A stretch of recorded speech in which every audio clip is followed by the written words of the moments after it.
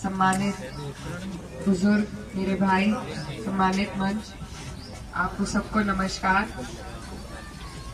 सबसे पहले तो मैं आपका धन्यवाद देना चाहती हूँ कि आप यहाँ हमारी बात सुनने के लिए इकट्ठा हुए, और माफी चाहती हूँ, थोड़ी तबीयत मेरी खराब है, लेकिन आपसे मैं बस अपील करूंगी कि चुनाव का दौर है, साइकिल का हमारा निशान है, आने वाली 19 तारीख है और आप लोग जानते हैं देश के हालात क्या चल रहे हैं, किसानों मजदूरों के साथ क्या ये सरकार बर्ताव कर रही है, और हमारे लिए कुछ इन्होंने लाभ हमें पहुंचाने का काम नहीं किया।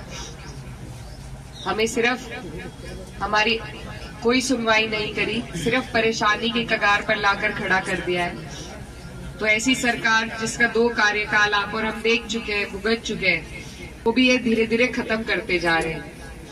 सारी सरकारी संस्थाएं बेचकर प्राइवेट सेक्टर में दे दी।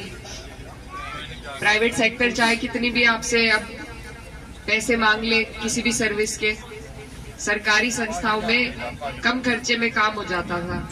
इसी तरीके से जो नौकरियां हैं वो सारी प्राइवेट सेक्टर में कर रहे हैं ताकि हमें पेंशन ना देनी पड़े। पहले हमारे भाई फौज की तैयारी करते थे, अब अग्निवीर बनाकर 4 साल के लिए उन्हें छोड़ दिया। ये भी इसीलिए किया है ताकि आपको हमें पेंशन ना मिले, कोई लाभ ना मिले। कोई पेपर, कोई और वैकेंसी वैसे तो ये निकालते नहीं, जब निकालते हैं तो उससे पहले पेपर लीक करा देते हैं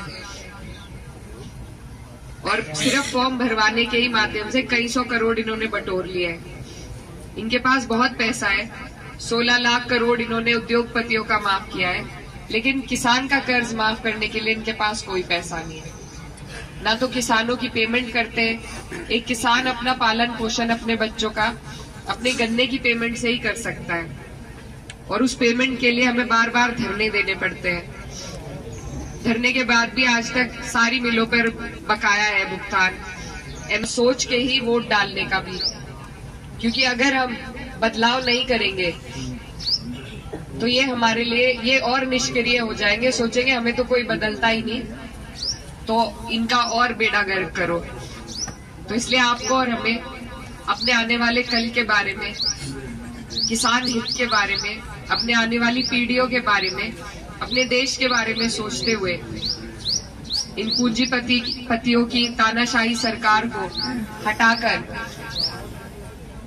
इंडिया गठबंधन के हाथ को मजबूत करने का काम करना है।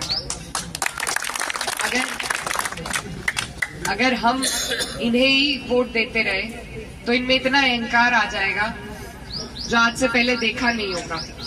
ये लोग आज भी कोई भी विपक्ष की आवाज हो, कोई इनका विरोध करे तो किस तरीके से उनकी आवाजों को दबाने का काम कर रहे हैं। किसी पे ईडी भेजकर, किसी पे सीबीआई भेजकर, झूठे मुकदमे लगाकर, नेताओं को जेल में डालकर।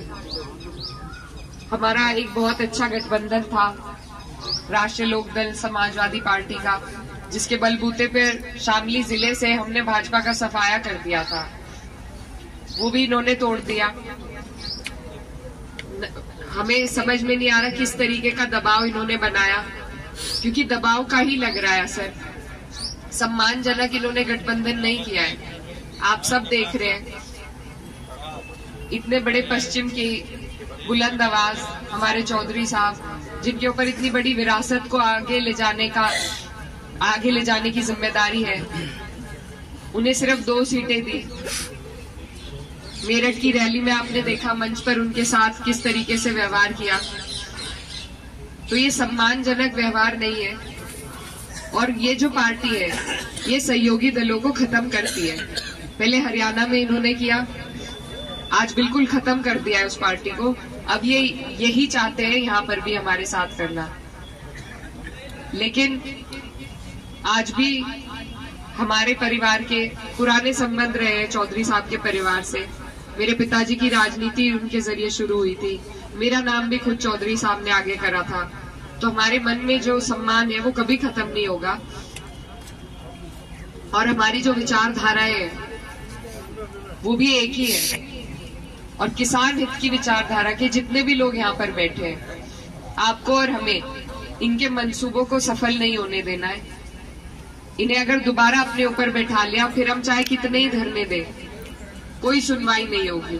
1 साल धरना दिया था, जितने वादे करके इन्होंने धरना उठाया था, कोई वादा इन्होंने पूरा नहीं किया। 700 हमारे किसान शहीद हुए थे, उनके परिवार का कोई पता नहीं लिया। तो ये ना पहले हमारे बारे में सोचती थी, ना आगे सोचेंगे।